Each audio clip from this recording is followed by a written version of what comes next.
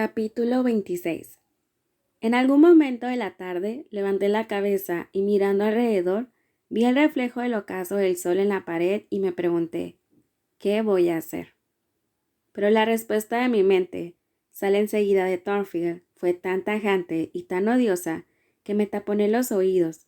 Me dije que no podía soportar tales palabras en aquel momento.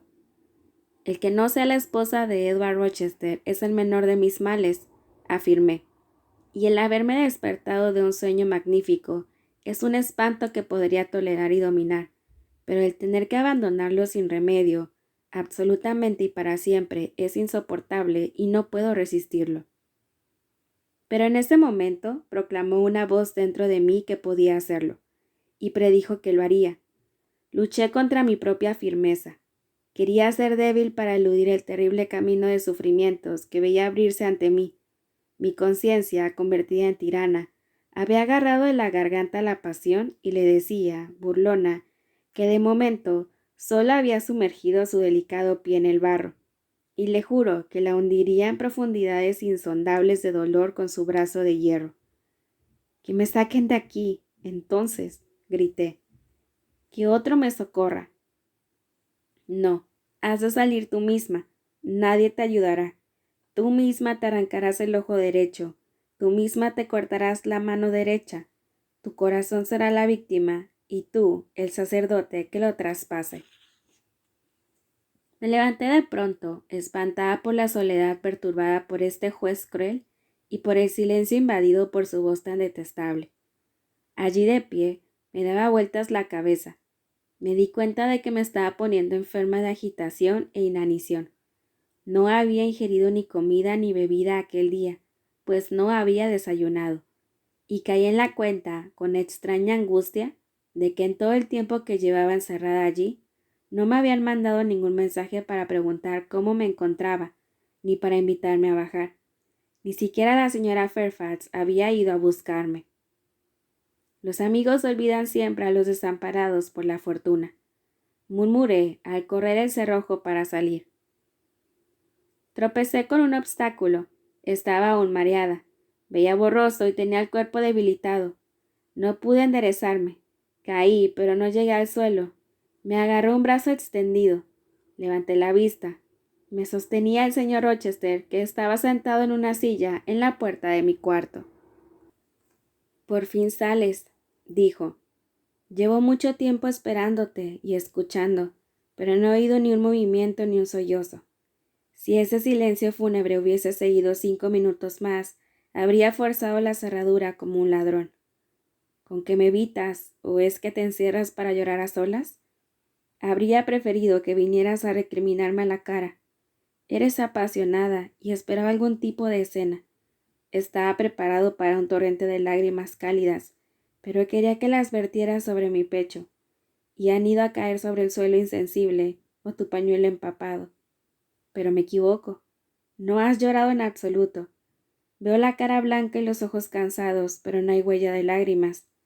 ¿He de suponer entonces que tu corazón ha llorado sangre? Bien, Jane. Ni una palabra de reproche, ni una palabra amarga, ni una palabra mordaz, ni una palabra para herir mis sentimientos o incitar mi pasión. Te quedas ahí sentada donde te he depositado y me contemplas con mirada fatigada y pasiva. Jane, jamás pretendí herirte de esta manera. Si el hombre que poseía solo una corderita, que quería como una hija, que comía su pan, bebía en su taza y se acurrucaba contra su pecho, la hubiera sacrificado por equivocación en la matanza, no lamentaría su error cuento más de lo que yo lamento ahora el mío. ¿Me perdonarás alguna vez? Lector, le perdoné al instante, allí mismo. Había en sus ojos un remordimiento tan profundo, en su tono tanta lástima y en su porte una energía tan varonil. Además, vi en su semblante una mirada de amor tan inalterado que se lo perdoné todo. Aunque no lo manifesté con palabras ni di señal de ello, le perdoné en el fondo de mi corazón. ¿Sabes que soy un canalla, Jane?, preguntó melancólicamente poco después, extrañado, supongo, por mi silencio prolongado y mi docilidad, resultado más de la debilidad que de la voluntad. Sí, señor. Entonces dímelo, sin rodeos, no me compadezcas.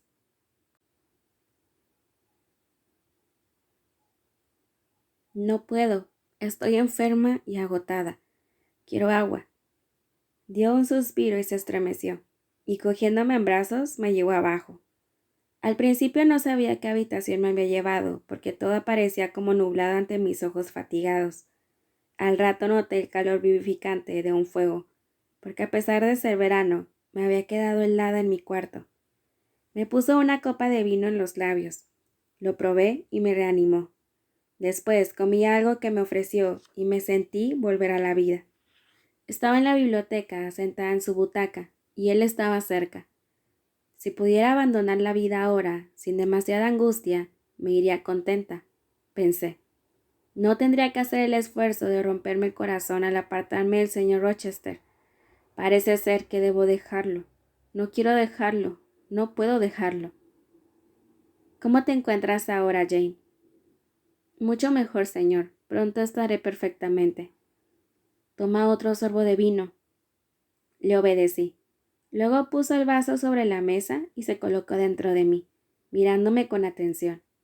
De repente se giró con una exclamación confusa, llena de algún tipo de emoción apasionada. Cruzó rápidamente la habitación y después volvió, inclinándose sobre mí como si me fuera a besar. Pero recordé que ahora estaban prohibidas las caricias. Desvié mi cara y aparté la suya. ¿Qué? ¿Qué ocurre? Exclamó bruscamente. Ya lo sé, no quieres besar al marido de Bertha Mason. Crees que ya tengo los brazos ocupados y que mis caricias tienen dueña. En cualquier caso, no tengo ni lugar ni derechos aquí, señor. ¿Por qué, Jane? Te ahorraré la molestia de hablar demasiado. Yo contestaré por ti. Porque ya tengo esposa, dirás. ¿Estoy en lo cierto? Sí. Si piensas así, debes de tener de mí una opinión curiosa. Debes de considerarme un libertino maquinador, un calavera ruin y rastrero que ha fingido amarte para cogerte en una trampa puesta con intención, para robarte la honra y despojarte de tu amor propio. ¿Qué dices a eso? Veo que no puedes decir nada. En primer lugar, estás desfallecida todavía y te cuesta incluso respirar. En segundo lugar, aún no te has hecho la idea de insultarme y recriminarme. Y además, se han abierto las compuertas de las lágrimas, que saldrán a chorros si hablas mucho y no tienes ganas de protestar, reprochar ni armar escándalo. Piensas en cómo actuar y crees que hablar no sirve de nada. Te conozco y estoy sobre aviso. Señor, no quiero tomar medidas contra usted, dije, y los temblores de mi voz me advirtieron que abreviara mis palabras. No como tú entiendes la expresión, pero tal como yo la entiendo, estás tramando destrozarme. Has venido a decir que soy un hombre casado, y como casado me rehuirás, te mantendrás alejada de mí. Acabas de negarte a besarme. Pretendes ser una extraña para mí, vivir bajo este techo simplemente como la institutriz de Adele. Si alguna vez te dedico una palabra amable, si alguna vez sientes amistad hacia mí, te dirás, este hombre casi me convierte en su amante. Debo de ser hielo y piedra con él, y en consecuencia te convertirás en hielo y piedra. Aclaré la voz y me calmé antes de responder. Toda mi situación ha cambiado, señor, y yo también debo cambiar, de eso no cabe duda. Y para evitar los cambios de ánimo y las luchas constantes con los recuerdos y las alusiones, solo existe una solución. Hay que buscarle una nueva institutriz a Adele, señor. Bien, pues Adele irá a la escuela. Eso ya está decidido y no pienso atormentarte con los recuerdos y las asociaciones odiosas de Thornfield Hall. Este lugar maldito, esta tienda de Acán, esta cripta irreverente que clama al cielo con el horror de la muerte en vida. Este estrecho infierno de roca con su arpía real, peor que una legión de monstruos imaginarios. No te quedarás aquí, Jane, ni yo tampoco. Hice mal al traerte a Thornfield Hall, sabiendo qué fantasma lo frecuentaba. Les encargué a todos, incluso antes de verte, que te ocultaran cualquier conocimiento de la maldición de este lugar. solo porque creía que no se quedaría ninguna institutriz para Adele si sabía con quién compartía la casa.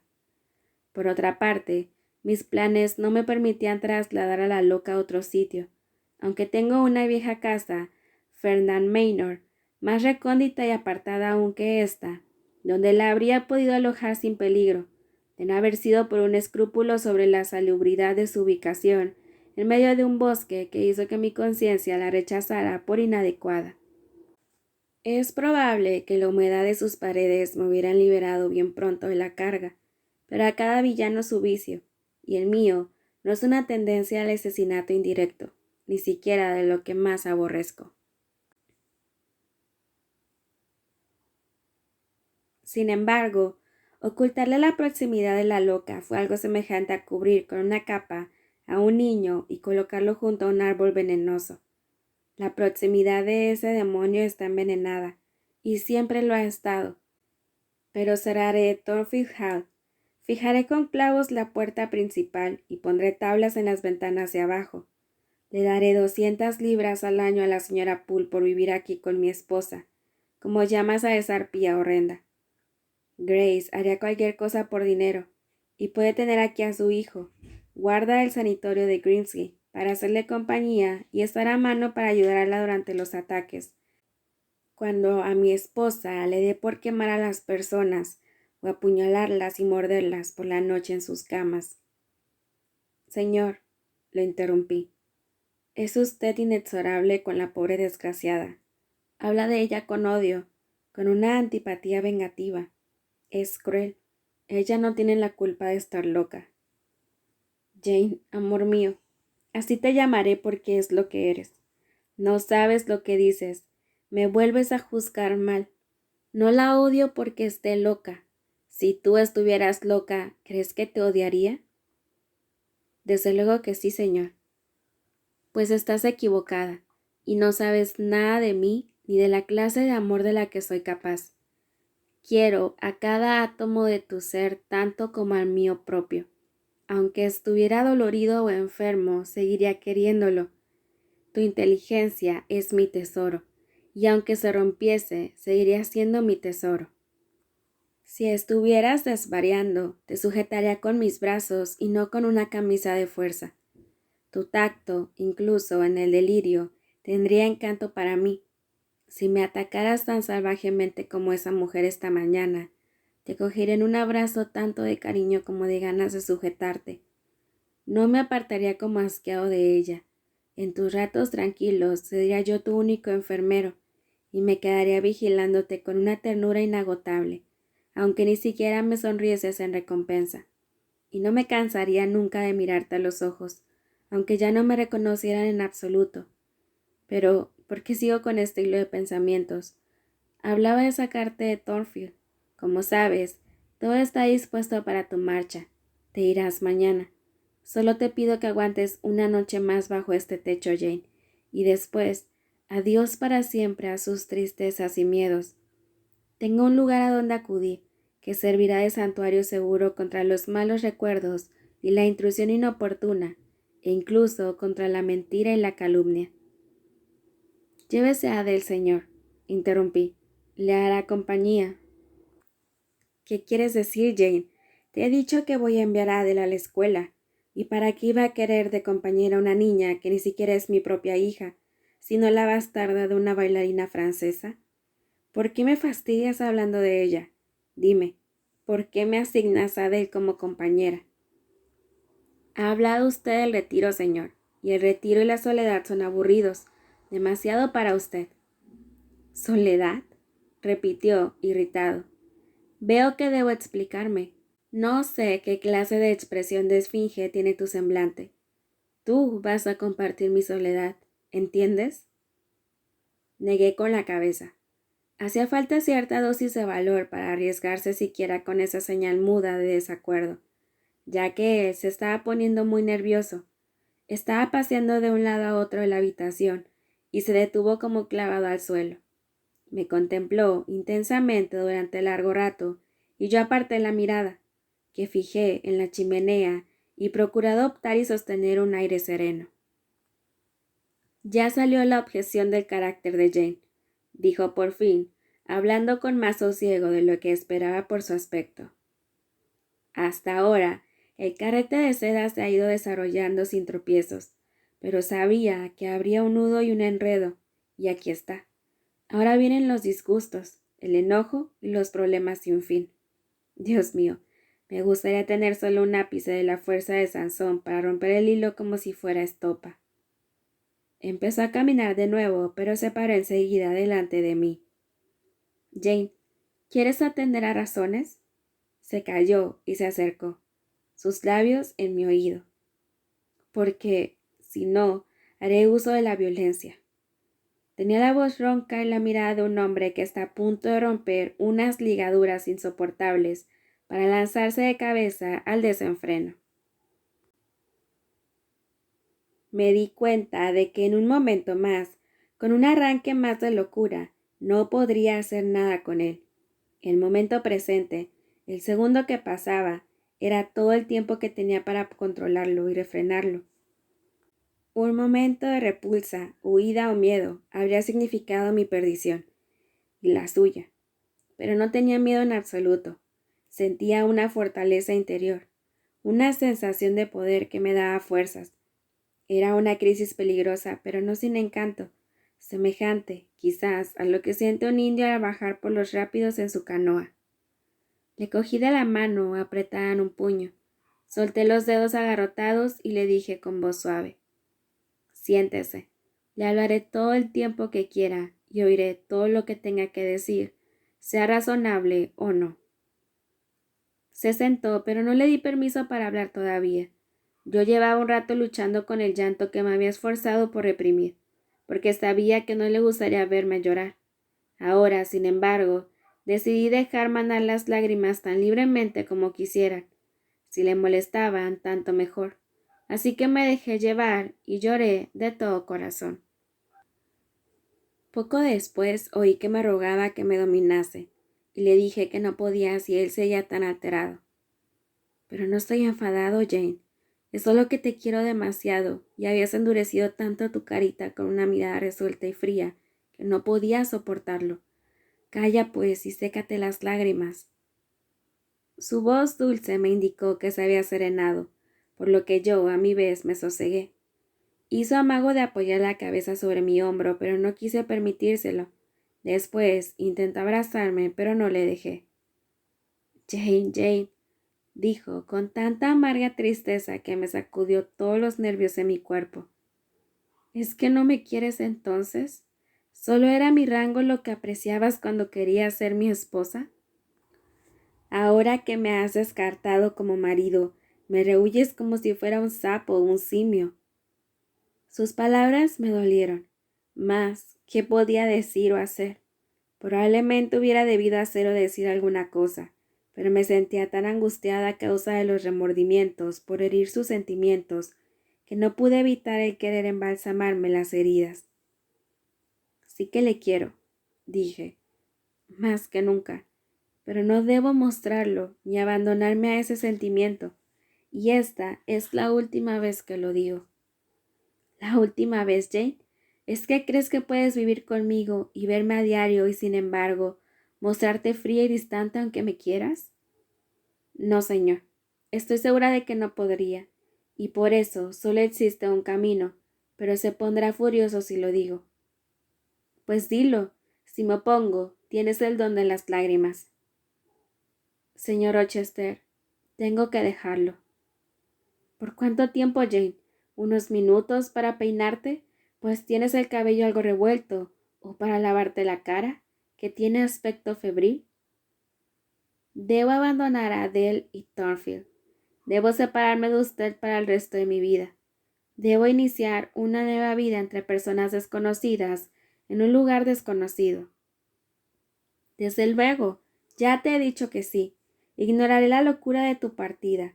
Quieres decir que tienes que convertirte en una parte de mí. En cuanto a tu nueva existencia, está bien. Aún serás mi esposa, pues no estoy casado.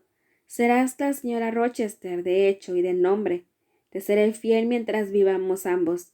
Irás a una propiedad que poseo en el sur de Francia, una villa encalada a orillas del Mediterráneo. Allí vivirás una vida feliz, segura e inocente. No temas que quiera perderte, convertirte en mi amante. ¿Por qué niegas con la cabeza? Jane, tienes que ser razonable, o te juro que me pondré frenético otra vez. Le temblaba la voz y las manos. Tenía la nariz dilatada y los ojos llameantes.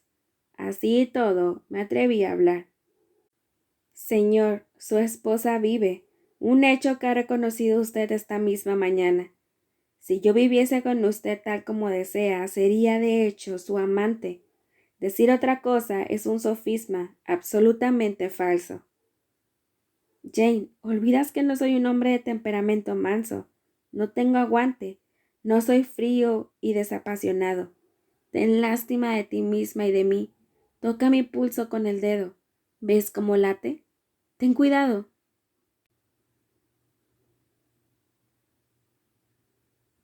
Descubrió la muñeca y me la tendió. Su rostro y sus labios estaban quedando exangües. Se tornaban lívidos. Me sentí angustiada por todo. Era cruel provocarlo de esta manera, con una resistencia tan odiosa para él, pero ceder era impensable. Hice lo que hacemos los seres humanos cuando nos vemos al límite de nuestras fuerzas. Pedí ayuda a un ser superior, al hombre. Salieron involuntariamente de mi boca las palabras. Que Dios me ayude. Soy idiota, exclamó de repente el señor Rochester. No hago más que decirle que no estoy casado, y no le explico por qué. Olvido que ella no sabe nada del carácter de esa mujer, ni de las circunstancias que rodearon mi unión diabólica con ella. Estoy seguro de que Jane tendrá la misma opinión que yo cuando sepa lo que yo sé. Pon tu mano en la mía, Jane, para que el acto, además de la vista, me asegure de que estás junto a mí, y en unas cuantas palabras te diré cuál es la verdadera situación. ¿Me escuchas?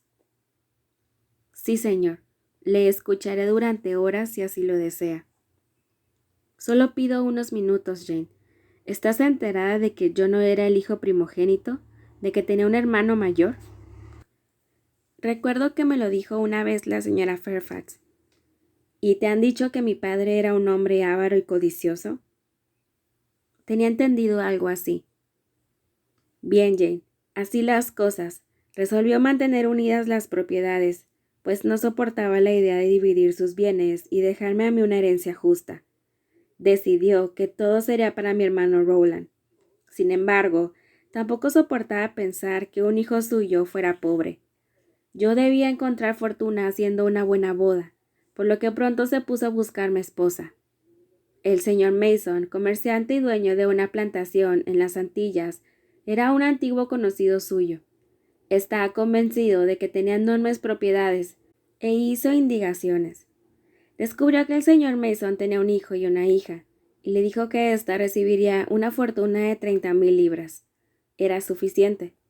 Cuando dejé el colegio me mandó a Jamaica para casarme con la novia que él me había buscado. Mi padre no me dijo nada de su dinero, pero me dijo que era renombrada en Puerto España por su belleza, y así era. Me pareció una mujer espléndida, del estilo de Blanche Ingram, alta, morena y majestuosa. Su familia me quiso embaucar, por ser yo de buena familia, y ella también. Me la mostraban en fiestas, magníficamente ataviada. Pocas veces la vi a solas y tuve ocasiones de hablar con ella. Me halagaba y hacía galas de sus encantos y habilidades para impresionarme. Todos los hombres de su círculo parecían admirarla a ella y envidiarme a mí. Me deslumbró e incendió mis sentidos, de modo que, ignorante e inexperto como era, creía amarla. No hay insensatez disparatada que no impulsen a cometer las tontas rivalidades de la sociedad, la lascivia, la imprudencia y la ceguera de la juventud. Sus familiares me animaron, sus pretendientes me espolearon. Ella me fascinó. Antes de darme cuenta, ya estaba casado. Qué poco respeto me merezco cuando pienso en ese hecho. Me domina el dolor del desprecio por mí mismo. Nunca la quise, nunca la aprecié, ni siquiera la conocía. No conocía ni una sola virtud de su naturaleza. No había observado ni pudor ni benevolencia, ni candor ni sutileza de inteligencia, ni de forma de ser, y soquete estúpido y servil como era, me casé con ella. Menos me habré equivocado, sí, pero no debo olvidar con quién hablo. Nunca había visto a la madre de mi novia. Tenía entendido que había muerto. Después de la luna de miel descubrí mi error. Solo estaba loca, encerrada en un manicomio. También había un hermano menor, un total idiota. El mayor, al que tú has visto y al que soy incapaz de odiar, a pesar de que aborrezco a toda su familia porque tiene un mínimo de afecto dentro de su mente endeble, que demuestra con un interés constante por su hermana desgraciada, y un cariño perruno que me profesaba a mí en una época, probablemente acabe igual algún día. Mi padre y mi hermano Roland lo sabían todo, pero solo pensaron en las 30,000 libras y se confabularon en mi contra. Fueron estos unos descubrimientos horrendos, pero salvo la traición del encubrimiento, no se lo habría reprochado a mi esposa, ni siquiera cuando descubrí que su naturaleza era totalmente contraria a la mía y sus gustos detestables. Tenía una mentalidad vulgar, rastrera, estrecha y era absolutamente incapaz de aspirar a cosas más elevadas. Cuando descubrí que no podía pasar a gusto en su compañía ni una tarde, ni una hora del día, que no podía mantener con ella el tema que abordaba, ella la convertía inmediatamente en algo burdo y trivial, perverso y sin sentido. Cuando me di cuenta de que nunca tendría una casa tranquila y estable, porque ningún criado soportaba sus constantes arranques de mal genio y violencia, ni los disgustos de sus órdenes absurdas, contradictorias y exigentes. Incluso entonces me contuve. Evité hacerle reproches, limité mis reconvenciones, intenté soportar en silencio mi pesar y mi repugnancia, y reprimí la honda antipatía que me inspiraba. Jane, no te importunaré con los sórdidos detalles. Unas palabras fuertes expresarán lo que he de decir. Viví 4 años con aquella mujer de arriba, y antes de cumplirse ese plazo, me había agotado de veras. Su carácter evolucionó y se desarrolló con una velocidad pasmosa. Sus vicios indecentes se revelaron uno tras otro con tanta fuerza que solo la crueldad podía frenarlos, y no quería hacer uso de ella. Qué intelecto de pigmeo tenía, y qué apetitos de gigante. Qué terribles maldiciones me ocasionaron aquellos apetitos. Berta Mason, digna hija de una madre infame, me arrastró por todos los caminos horrendos y degradantes que debe pisar un hombre casado con una mujer a la vez bebedora y promiscua. En aquel entonces, mi hermano murió y al cabo de 4 años murió también mi padre. Ya era bastante rico y, sin embargo, pobre hasta la más absoluta indigencia, pues estaba unido a mí el ser más grosero, impuro y depravado que jamás he conocido. Considerado por la ley y por la sociedad como una parte de mí, y no podía librarme de ella por ningún procedimiento legal, pues descubrieron los médicos que mi esposa estaba loca, llevada a la demencia prematura por sus excesos. Jane, ¿te disgusta mi narración? Pareces casi enferma. ¿Dejo el resto para otro día? No, señor. Acábela ahora. Lo compadezco. De veras que lo compadezco. La compasión, Jane, cuando procede de ciertas personas, es un tributo ofensivo, y uno se siente justificado de tirárselo a la cara a los que lo ofrecen. Pero esa clase de compasión es la característica de corazones insensibles e interesados. Es un dolor híbrido y egoísta al conocer las penas ajenas, mezclado con un desprecio ignorante por los que la han padecido. Pero esa no es tu compasión, Jane. No es el sentimiento que te llena el semblante entero en este momento, que se desborda de tus ojos, que te aflige el corazón y te hace temblar la mano dentro de la mía. Tu compasión, vida mía, es la madre doliente del amor. Su angustia es el mismísimo dolor de la pasión divina. La acepto, Jane. Que tenga libre acceso la hija. Mis brazos esperan para recibirla. Bien, señor, prosiga. ¿Qué hizo cuando descubrió que estaba loca? Jane, llegué al borde de la desesperación. Lo único que se interponía entre el abismo y yo era un pequeño resto de pundonor. A los ojos del mundo, indudablemente estaba teñido de mugrienta ignominia, pero resolví ser limpio ante mis propios ojos. Rechacé hasta el fin contaminarme de los crímenes de ella y me libré de cualquier contacto con sus efectos mentales. No obstante, la sociedad asociaba mi nombre y mi persona con los de ella. La veía y la oía a diario.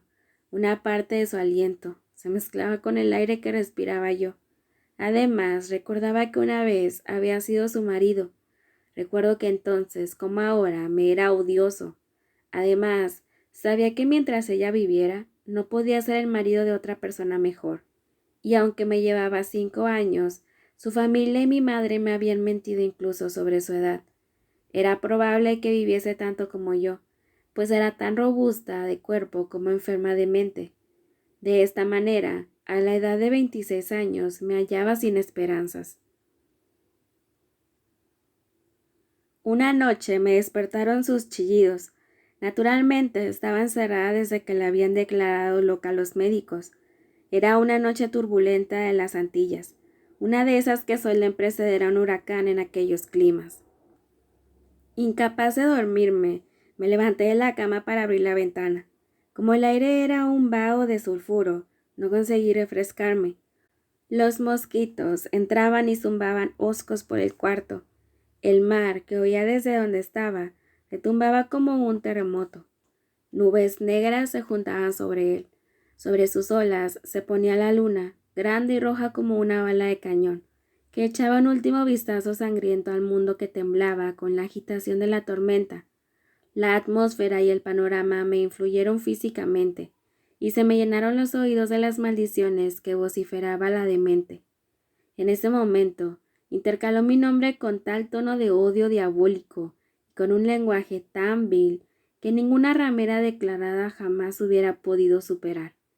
Aunque nos separaban 2 habitaciones, oí cada palabra, ya que los finos tabiques de la casa antillana ofrecían poca resistencia a sus aullidos de lobo. Esta vida, me dije al fin, es un infierno. Este aire, estos sonidos son los de un pozo sin fondo. Tengo derecho a liberarme si puedo. Los sufrimientos de esta condición mortal me dejarán al mismo tiempo que la carne pesada que estorba mi alma. No le tengo miedo al fuego eterno de los fanáticos. No existe un estado futuro peor que el actual. Me desprenderé de la vida y me reuniré con Dios.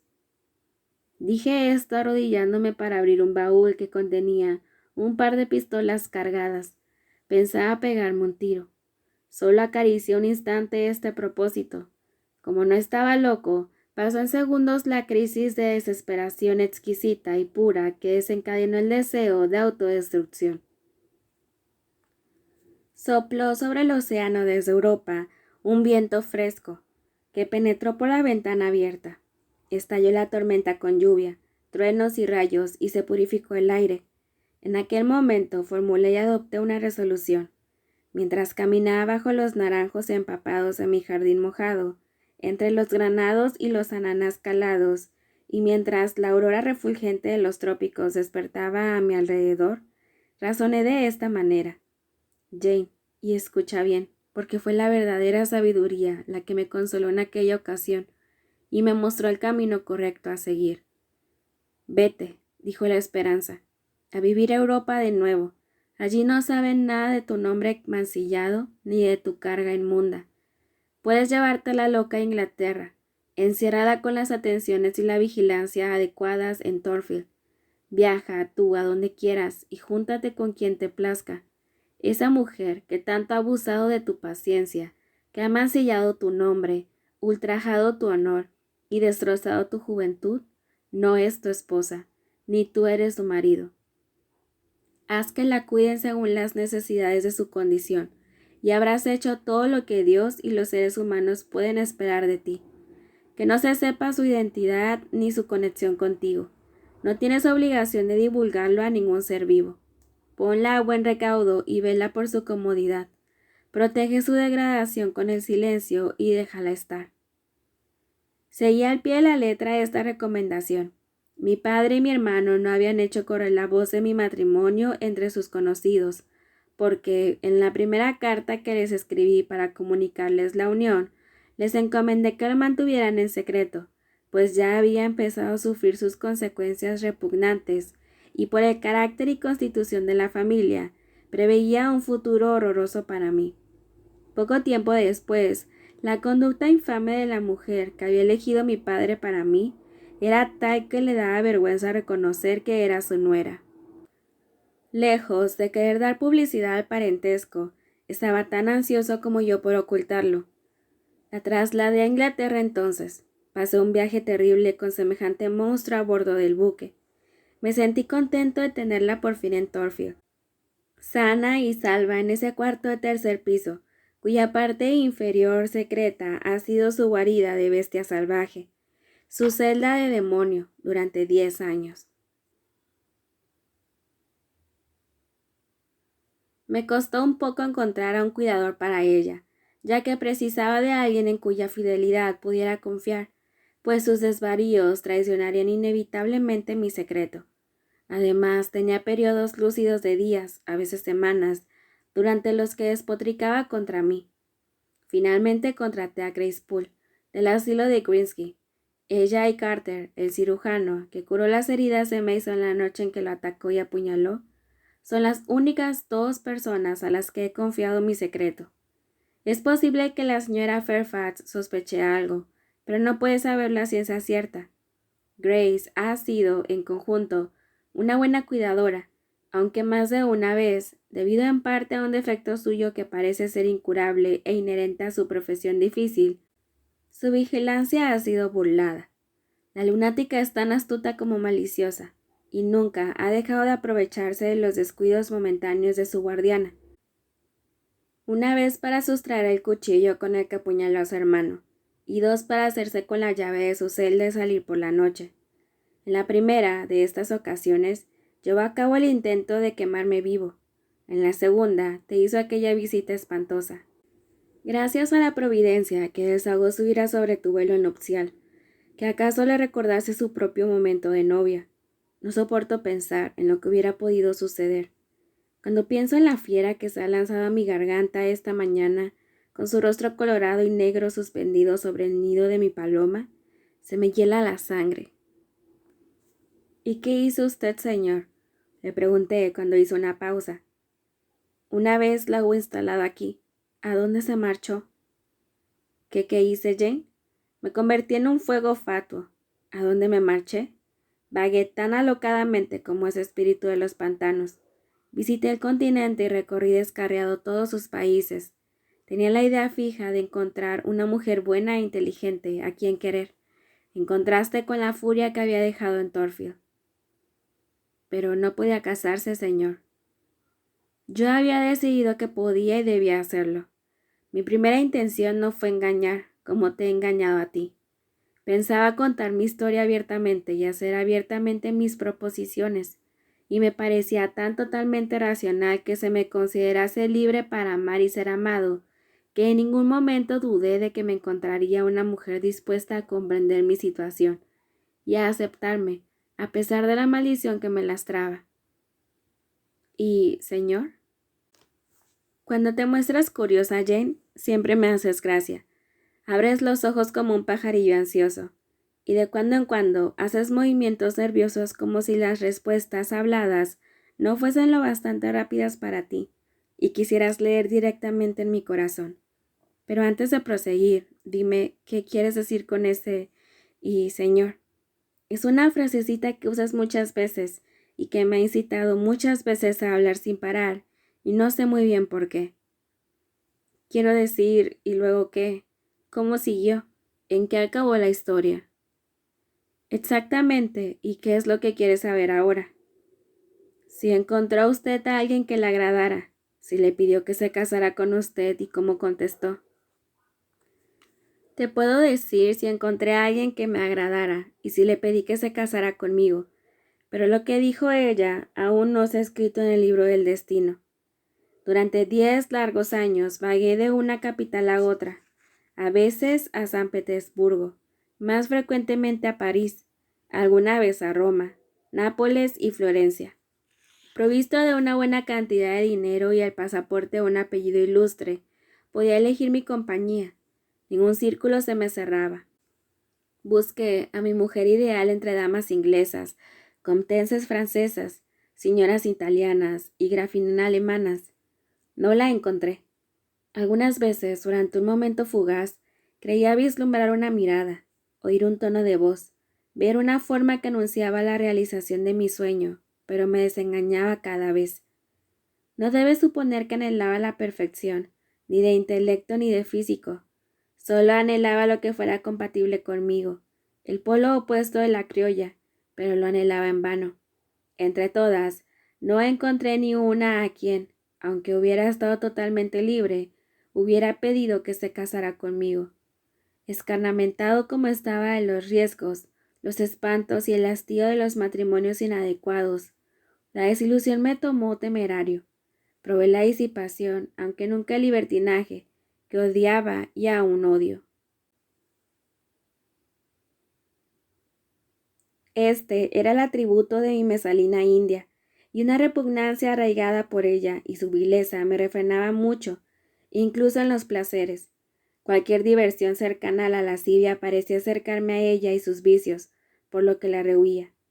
Sin embargo, no podía vivir solo. Probé la compañía de las queridas. La primera que elegí fue a Celine Barnes, otro paso de los que hacen que un hombre se menosprecie al recordarlos. Ya sabes quién era y cómo acabó mi relación con ella. Tuvo dos sucesoras, una italiana, llanta, y alemana, Clara, las dos consideradas bellísimas. ¿Qué me importaba su belleza después de unas cuantas semanas? Jacinta era inmoral y violenta, y me cansé de ella en 3 meses. Clara era sincera y callada, pero pesada, lenta y estólida, en absoluto de mi gusto. Me alegré de darle una cantidad suficiente para montar un próspero negocio y deshacerme de ella con decencia. Pero Jane, leo en tu cara que no estás formando muy buena opinión de mí en estos momentos. Me crees una calavera libidinoso sin sentimientos, ¿verdad? No me agrada tanto como en algunas otras ocasiones, señor. ¿No le parecería mal vivir de esa forma? Primero con una querida y después con otra. Habla de ello como si fuera lo más natural del mundo. Para mí lo era, pero no me gustaba. Era una forma de vida rastrera a la que jamás quisiera volver. Contratar a una querida es casi tan desagradable como comprar una esclava. Ambas son a menudo inferiores por naturaleza, y vivir íntimamente ligado a un inferior es degradante. Ahora aborrezco el recuerdo del tiempo que pasé con Celine, Jacinta y Clara. Sentí que eran ciertas estas palabras, y deduje que, si fuera a abandonarme y olvidar todo lo que me habían enseñado hasta el punto de convertirme, bajo cualquier pretexto, con cualquier justificación, por cualquier tentación, en sucesora de estas pobres jóvenes, un día él me vería con el mismo sentimiento con el que ahora profanaba la memoria de ellas. No puse en palabras este convencimiento. Es suficiente sentirlo. Lo imprimí en mi corazón para que permaneciese allí y me diera fuerzas en momentos difíciles. Ahora, Jane, ¿por qué no dices, y bien, señor? No he acabado. Estás muy seria. Aún me desapruebas, me parece, pero voy al grano. El último enero libre de todas las queridas ya, con un humor avinagrado y amargo, resultado de una vida errante, vacía y solitaria, agotado por la desilusión, harto de los hombres y sobre todo de las mujeres, pues empezaba a considerar como un simple sueño la idea de tener una esposa amante, inteligente y fiel. Regresé a Inglaterra por asuntos de negocios. En una tarde helada de invierno, me acercaba a Thornfield Hall, lugar odiado. No esperaba hallar ni paz ni placeres aquí. Sentada en una valla del camino de Ay, vi a una pequeña figura solitaria. Pasé de largo, haciéndole tan poco caso como al sauce que tenía enfrente. No tuve ningún presentimiento de lo que iba a significar para mí, ninguna premonición de que el artífice de mi vida, mi genio para bien o para mal, esperaba allí con apariencia anodina. No lo supe cuando, al accidente Mesrour, se acercó y se ofreció a prestarme ayuda con aspecto serio. Una criatura delgada e inocente. Era como si hubiera saltado sobre mi pie un jilguero, ofreciéndose a llevarme con sus diminutas alas. Estuve grosero, pero no se marchó. Se quedó allí con una extraña perseverancia, observando y hablando con una especie de autoridad. Debió ser socorrido por su mano y lo fue.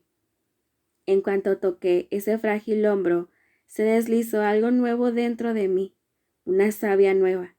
Menos mal que ya sabía que este hada volvería a estar conmigo, que pertenecía a mi casa allá abajo, o no hubiera podido dejar que se deslizara de debajo de mi mano para desvanecerse tras el seto oscuro, sin una pesadumbre indecible.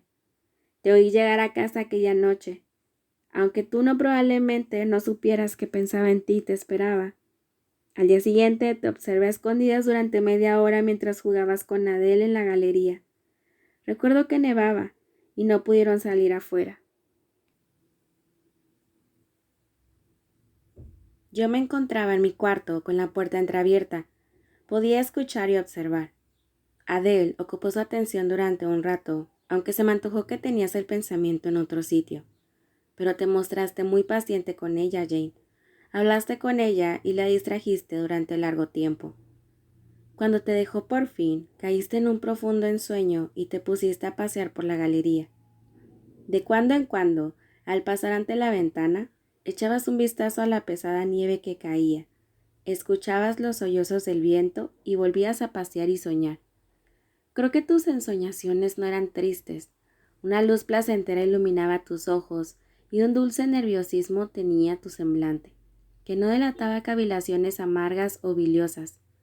Tu aspecto revelaba, más bien, los frescos pensamientos de la juventud, cuando el espíritu emprende el vuelo alegre de la esperanza hacia un cielo ideal.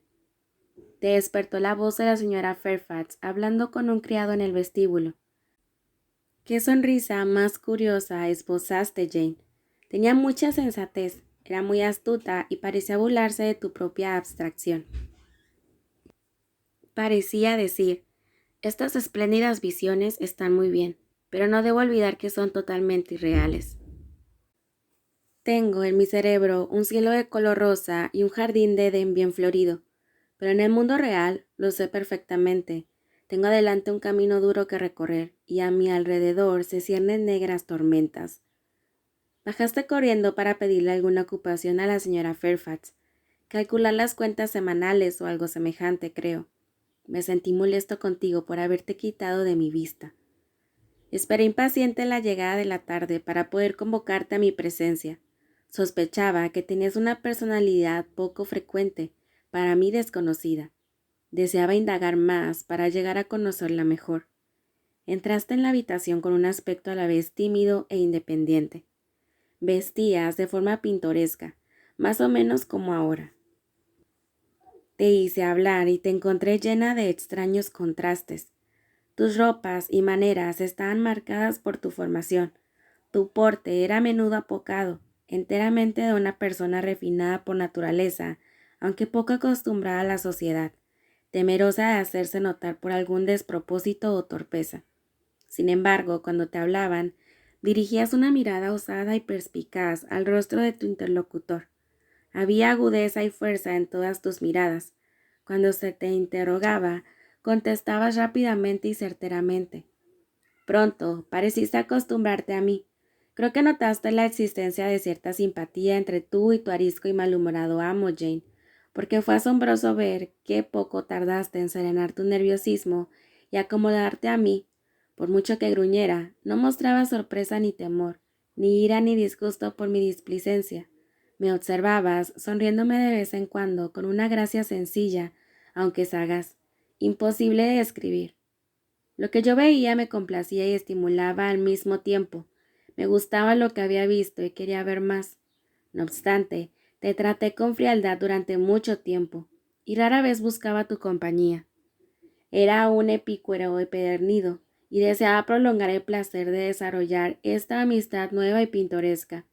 Además, me preocupaba durante algún tiempo el temor perturbador de que si cogía demasiado pronto la flor, se marchitaría, y el dulce encanto de su pureza se perdería.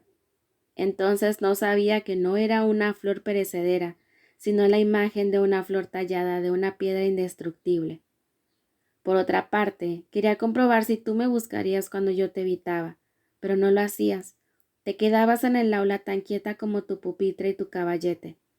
Si nos encontrábamos por casualidad, pasabas de largo tan deprisa y con tan poca señal de reconocimiento como justificaba el respeto. Tu expresión habitual en aquellos días, Jane, era pensativa, no abatida, porque no se te veía enfermiza, pero tampoco animada, porque carecías de esperanzas y disfrutabas de pocos placeres. Me preguntaba qué opinión te merecía yo, si es que pensabas alguna vez en mí. Para averiguarlo, comencé a hacerte caso otra vez. Había algo alegre en tu mirada y algo gozoso en tus modales cuando conversabas. Me di cuenta de que eras un ser sociable y de que lo que te ponía triste era el silencio del aula y el tedio de tu vida. Me permití el goce de ser amable contigo. Mi amabilidad pronto estimuló tus emociones. La expresión de tu rostro se tornaba dulce y suave el tono de tu voz. Me gustaba cómo pronunciabas mi nombre con acento feliz y agradecido. Disfrutaba de los encuentros fortuitos contigo, Jane, durante esta época. Había en tu porte una extraña vacilación. Me mirabas algo turbada, con una duda titubeante. No sabías qué actitud caprichosa iba a adoptar, si la de amo serio o la de amigo afable.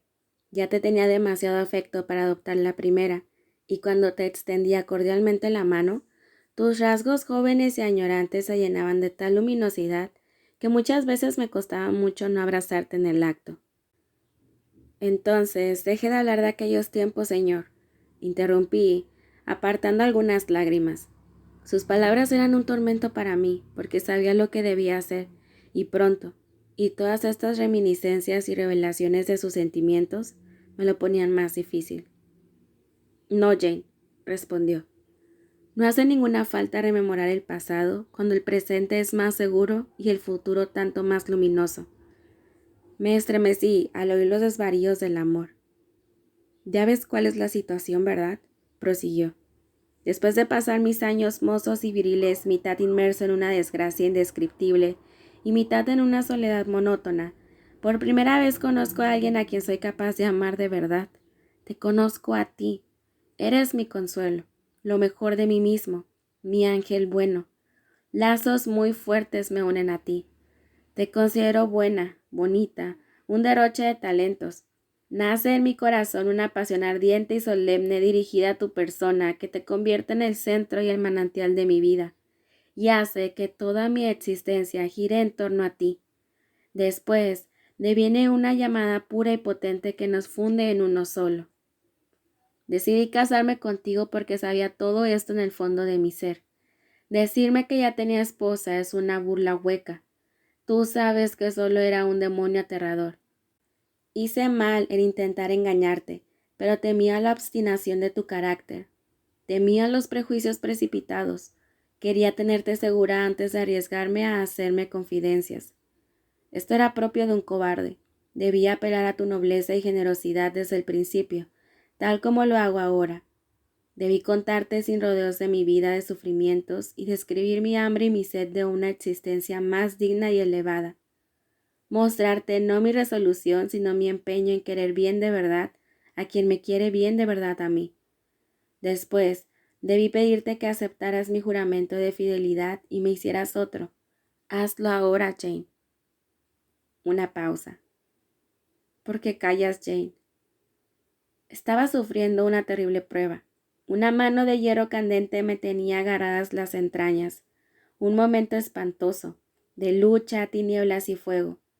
Ningún ser humano podría desear ser amado más de lo que era yo, que idolatraba a quien me amaba de esa manera, y debía renunciar al amante y amado. Mi deber intolerable se resumía en una palabra lóbrega: márchate. ¿Comprendes lo que espero de ti, Jane? Solo que prometas, seré suya, señor Rochester. Señor Rochester, no seré suya. Otro largo silencio. Jane, comenzó de nuevo, con una ternura que me colmó de pena y me volvió de piedra por el horror que me inspiró, pues era el jadeo de un león airado.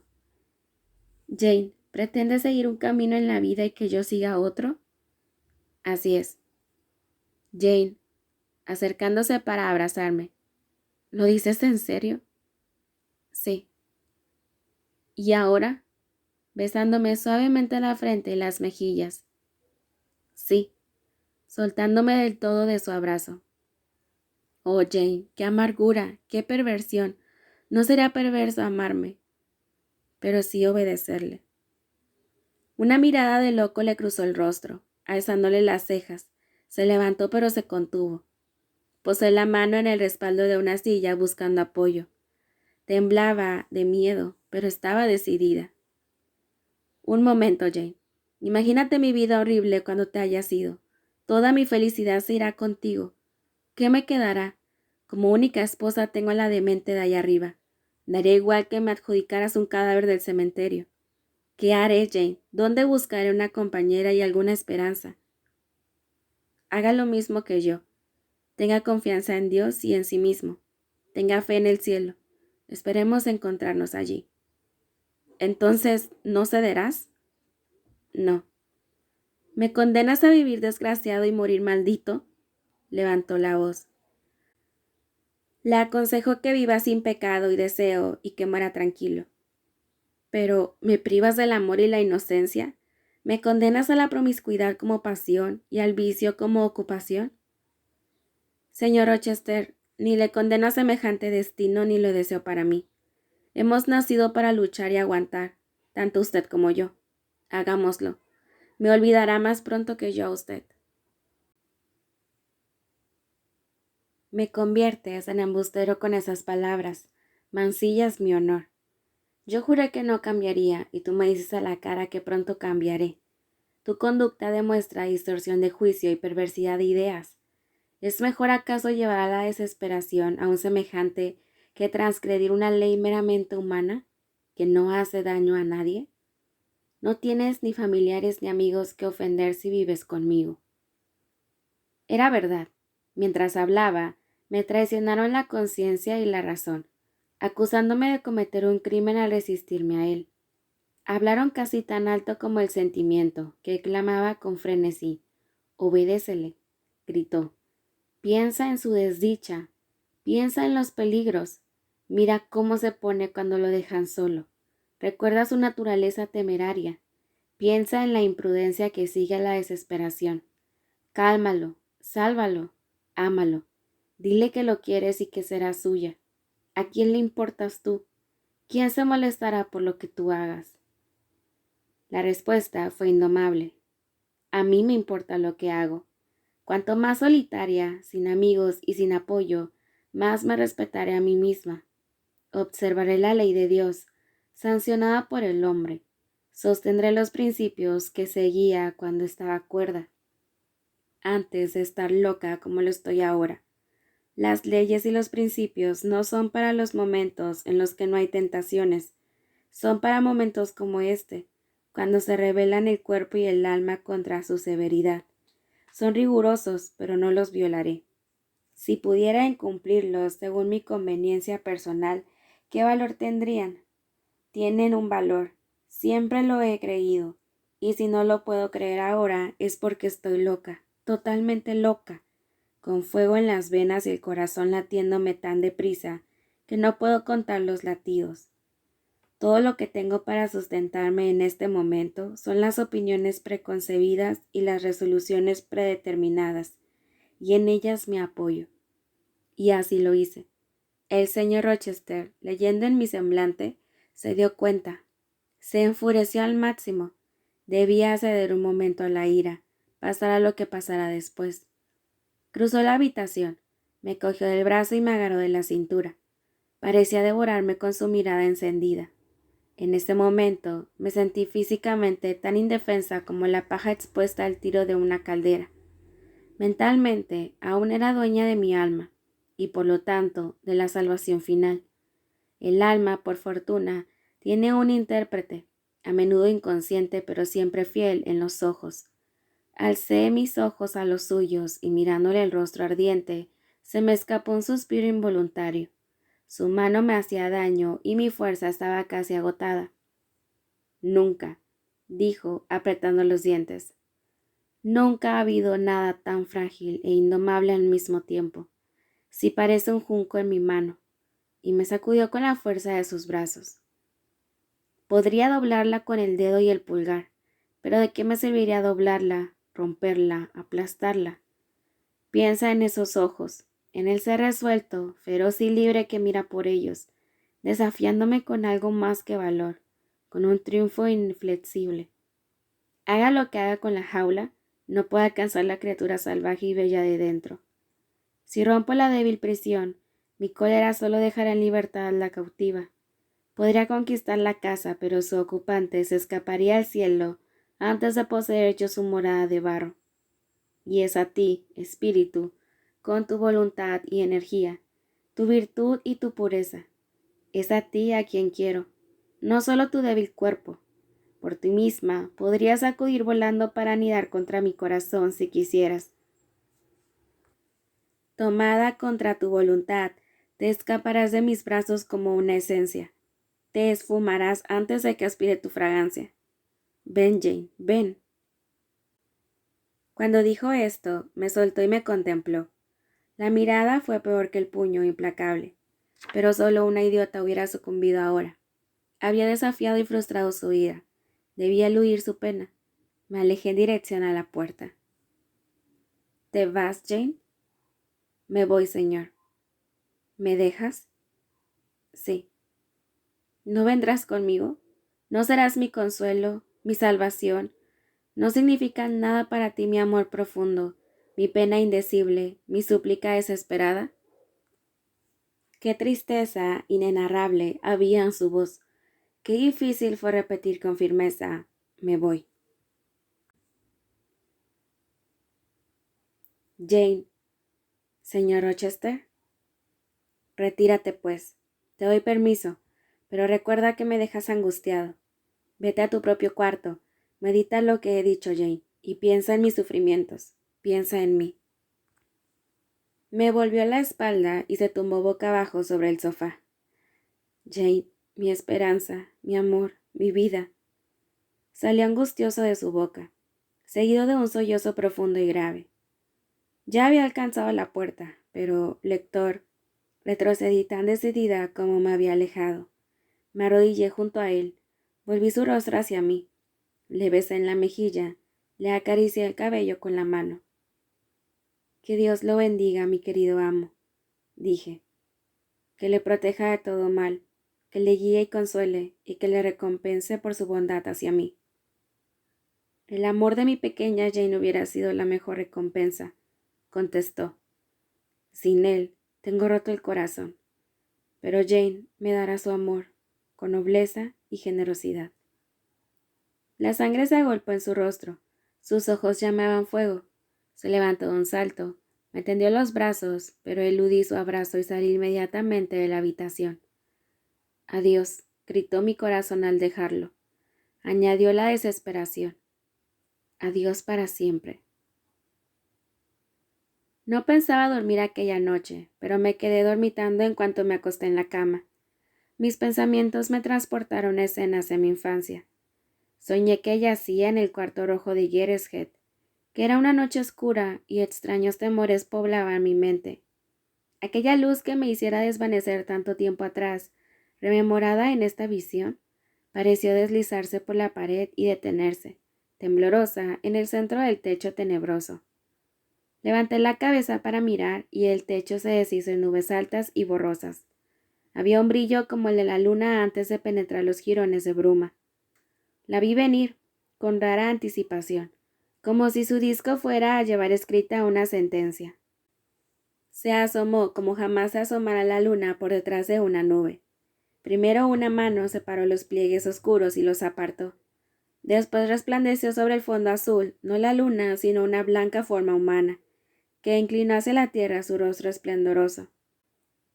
Se dirigió a mi espíritu con un tono infinitamente lejano y a la vez tan cercano que susurró dentro de mi corazón. Hija mía, huye de la tentación. Lo haré, madre. Así respondí después de despertar de un sueño hipnótico.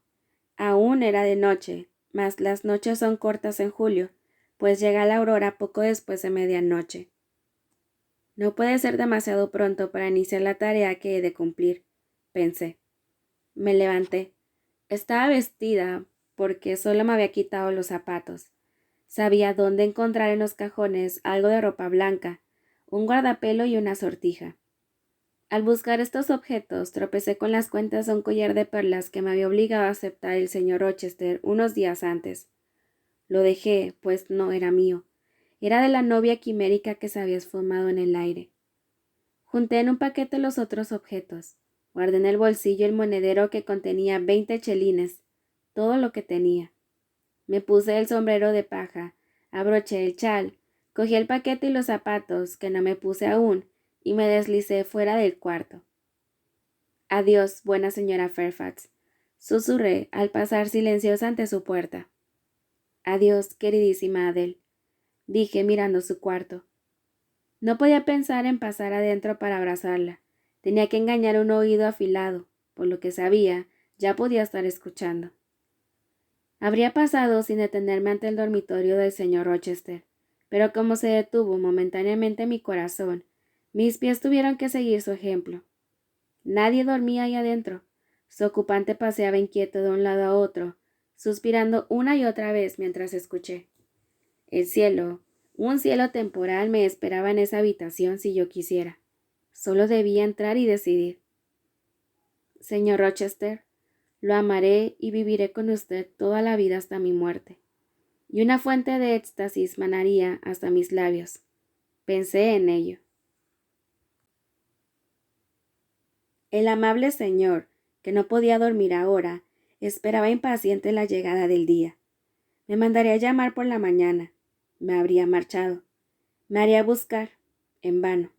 Me sentiría abandonado. Sentiría el corazón rechazado. Sufriría. Quizás se desesperase.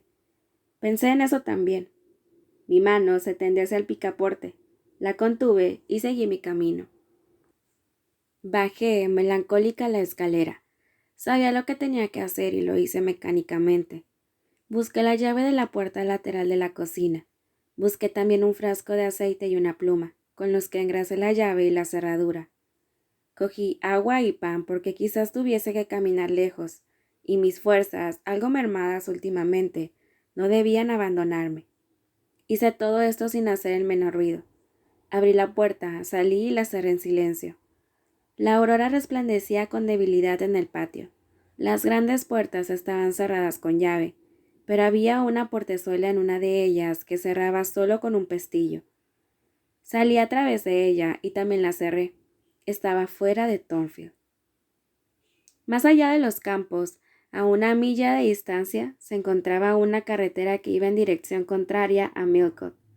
Una carretera por la que nunca había ido, pero que había visto a menudo, preguntándome a dónde conduciría. Allí dirigí mis pasos. No me permití reflexionar ahora ni mirar atrás, ni siquiera hacia adelante. No me permití un pensamiento ni sobre el pasado ni sobre el futuro. Aquel era una página de tal divina dulzura, tan terriblemente triste, que leer una línea disolvería mi valor y destrozaría mis energías. Este era una página en blanco, algo así como el mundo después del diluvio. Bordé los campos, los setos y los senderos hasta después del alba. Creo que era una espléndida mañana de verano. Sé que los zapatos que me había puesto cuando abandoné la casa se mojaron enseguida de rocío, pero no miré el sol naciente, ni el cielo radiante, ni el despertar de la naturaleza. El que atraviesa un bello paisaje camino del patíbulo no piensa en las flores que alegran su paso, sino en el tajo y la cuchilla del hacha, en la separación de huesos y venas, en la sepultura esperando abierta para recibirlo después. Y yo pensé en la triste fuga y el vagar sin hogar. Con qué sufrimiento pensé en lo que había dejado atrás. No podía evitarlo. Pensé en él ahora, en su cuarto, observando la salida del sol, esperando que fuera yo pronto a decirle que me quedaría con él, y sería suya. Deseaba fervientemente ser suya. Anhelaba volver. No era demasiado tarde. Aún podía ahorrarle el amargo dolor de la separación. De momento estaba segura. No habrían descubierto mi huida. Podía regresar para ser su consuelo y su orgullo, redimirlo de la desdicha, quizás de la perdición. Cómo me atormentaba el miedo a su abandono de sí mismo, mucho más que mi abandono de él. Era como una cabeza de flecha con púa clavada en mi pecho. Desgarraba al intentar sacarla y me debilitaba cuando la memoria la clavaba más dentro. Comenzaron a cantar los pájaros entre la maleza y los matorrales. Los pájaros eran fieles a sus compañeros, eran símbolos del amor. ¿Y qué era yo? En medio del dolor de corazón y de la lucha descarnada con mis principios, me odiaba a mí misma. La aprobación de mi propia conducta no era un consuelo, ni siquiera lo era el respeto por mí misma. Había herido y abandonado a mi amo. Resultaba odiosa a mis propios ojos. Sin embargo, no pude volver sobre mis pasos. Debió de ser Dios quien me empujó hacia adelante. En cuanto a mi voluntad y conciencia, el dolor apasionado había pisoteado la primera y ahogado la segunda. Lloraba desenfrenada al hollar mi solitario camino. Iba cada vez más deprisa, como un demente.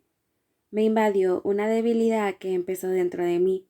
Se extendió a mis extremidades y me caí. Permanecí tumbada en el suelo durante algunos minutos con la cara aplastada contra la turba húmeda. Tenía el temor o la esperanza de morir allí, pero pronto me puse a cuatro patas y después en pie, aún decidida a alcanzar la carretera.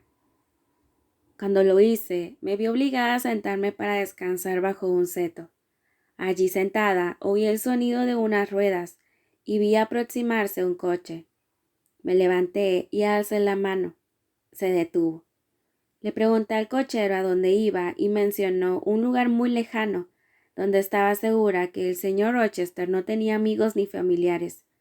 Le pregunté cuánto dinero haría falta para que me llevara allí. Él dijo que 30 chelines. Le contesté que solo tenía 20. Dijo que intentaría conformarse. Me dio permiso para meterme dentro del coche, que estaba vacío. Subí, cerró la puerta y emprendimos la marcha. Amable lector, espero que nunca padezcas lo que yo padecí entonces, que nunca broten de tus ojos unas lágrimas tan tempestuosas, abrasadoras y dolorosas como las que brotaron de los míos, que nunca clames al cielo con ruegos tan angustiosos y desesperanzados como los que salieron de mis labios, que nunca temas ser la causa de la desgracia del que más amas.